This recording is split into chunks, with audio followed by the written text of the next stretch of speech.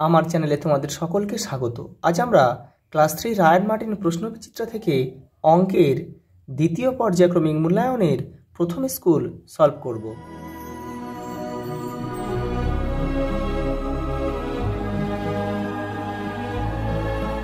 প্রথম প্রশ্ন দেখো, প্রথম স্কুল দেখো কৃষ্ণনগর রাষ্ট্রীয় উচ্চ বালিকা বিদ্যালয়। প্রথম প্রশ্ন দেখো, 12 থেকে 4 বাদ যাবে কতবার? দেখো 12 থেকে 4 কতবার বাদ যাবে, তাহলে 4 দিয়ে তোমাকে 12কে ভাগ করতে হবে। দেখো 4 একে 4, 4 দুগুণে 8, 3 4 12, মানে 3 বার।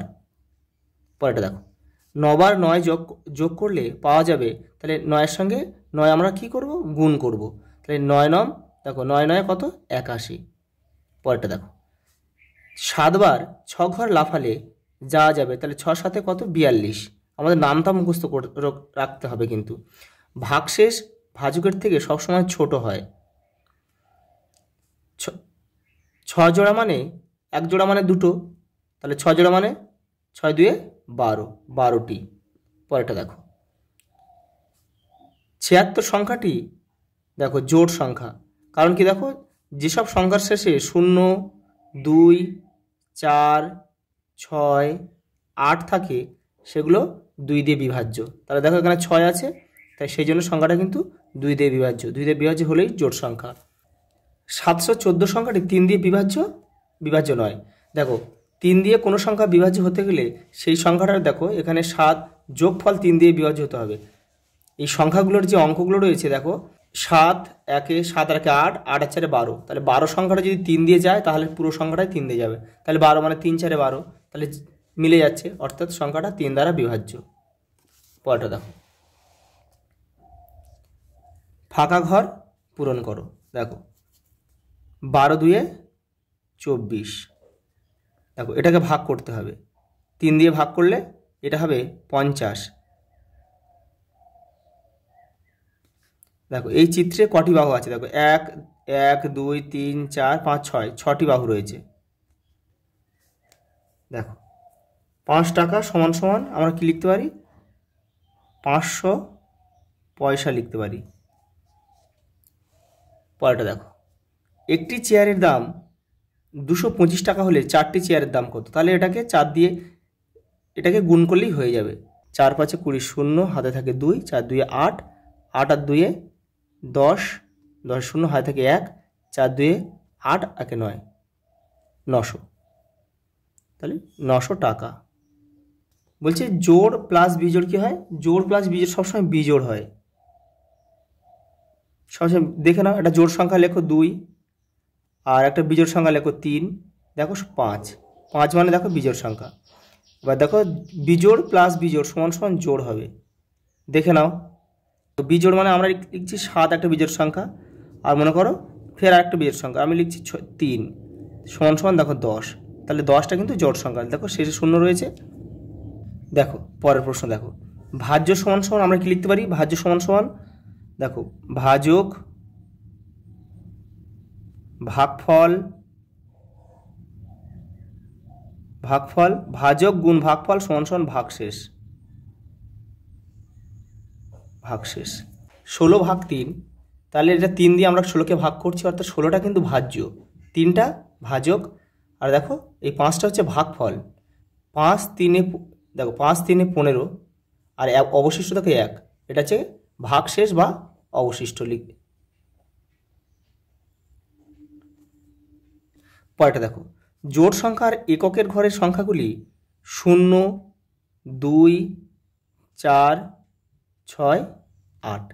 পরেরটা দেখো, কোনো সংখ্যাকে 3 দিয়ে বিভাজ্য হতে হলে সংখ্যার অঙ্কগুলির সমষ্টি 3 দিয়ে বিভাজ্য হতে হবে। পরেরটা দেখো, যোগ করো। এখানে দেখো কি বলেছি, 0 0 নেমে যাবে, 5 5 আর 5 10 আর 3 13, 13 3 হাতে থাকে 1, তাহলে 5 1 6 হাতে 1 ছিল 1, তাহলে 5 1 6 আর 0, তাহলে 6 নেমে যাবে, আর হাতে কিছু নেই, তাহলে এটা হবে কত? 4ই হবে। তাহলে দেখো 46 টাকা 30 পয়সা। দেখো পরেরটা দেখো, এটা বিয়োগ করতে বলেছে। দেখো 0 0 5 5 মিলে 0, 7 থেকে 2 বাদ যাবে, 5 পয়সা লিখবে, এখানে টাকা লিখবে, এটা আর দেখো হাতে কিছু নেই, তাহলে শূন্য নেমে যাবে, আর 3, তাহলে 30 টাকা 50 পয়সা। পরেরটা দেখো, দেখো পরেরটা বলেছে গুণ করো 418 গুণ 2। এই দেখো 8 2 16, 16 6 হাতে থেকে 1, 2 1 2 1 2, একে হাতে 1 ছিল, তাহলে 3 হাতে কিছু নেই, 4 2 8, তাহলে 836। উত্তর হবে কত? 836। পরেরটা দেখো, ভাগ করে ভাজ্য, ভাজক, ভাগফল ও ভাগশেষ লেখো। দেখে নাও। দেখো 5 6 30, তাহলে 1 নামলো, আর এদিকে তোমার 5 নামলো, তাহলে 3 3 5 15। দেখো ভাগশেষ কিন্তু এখানে কিছু রইল না এখানে, এটা তাহলে কে দেখ, এই 315টা হচ্ছে ভাজ্য, এটা হচ্ছে ভাজ্য, এটা কি, এটা হচ্ছে ভাজক, এটা ভাগফল, আর এটা এখানে ভাগশেষ কিছু নেই, শূন্য, অর্থাৎ এটা ভাগশেষ।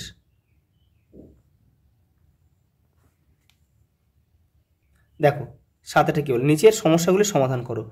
তোমার জন্মদিনে বাবা 365টি লজেন্স নিয়ে এলেন। তুমি তোমার প্রত্যেক বান্ধবীকে 6টি করে লজেন্স দিলে। কতজন বান্ধবীকে দিতে পারবে? কতগুলি লজেন্স পড়ে থাকবে? দেখো এটা ভাগ হবে, ভাগটা কিন্তু মিলবে না, এই পড়ে থাকবে বলেছে। দেখো দেখো 6 6 6 36 করলে কিন্তু এখানে হবে না, কিন্তু দেখো 6 6 36 করলে হবে না, এখানে করতে হবে, এখানে শূন্য খাওয়াতে হবে, খাইয়ে তোমাকে শূন্য নিতে হবে, তারপর অঙ্কটা হবে। কারণ দেখো আমরা এই ভাজকের সাথে ভাগফল গুণ করে কিন্তু এটা আসে। তুমি যদি 6 করো তাহলে এখানে 6 6 36 মিলে যাবে, আর 5 পড়ে থাকবে, তাহলে 6-এর সঙ্গে 6 গুণ 36 হবে, 365 আসবে না, আমাদের কিন্তু শূন্য খাওয়াতেই হবে। তাহলে আমাদের হলো কত? 60 খাইয়ে হলো কত আমাদের? 360, তাহলে পড়ে রইলো কত? 5টি পড়ে রইলো। তাহলে আমাদের এতজন বান্ধবী এসেছে, এতজন, এই 60 জন বান্ধবীকে দিতে পারবে। আর কতটি লজেন্স পড়ে থাকবে? 5টি।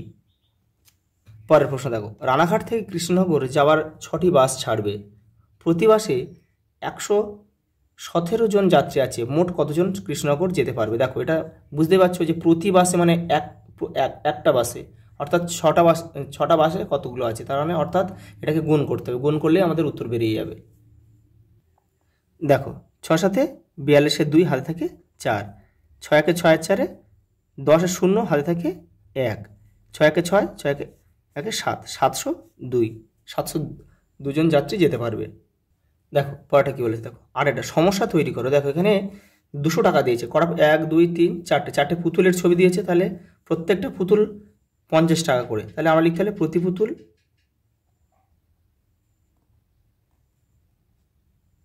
50 টাকা। তাহলে এটা আমরা এইভাবে লিখতে পারি, 200 ভাগ 4 সমান সমান 50। আচ্ছা এই পর্যন্ত, দেখা হবে পরের ভিডিওতে।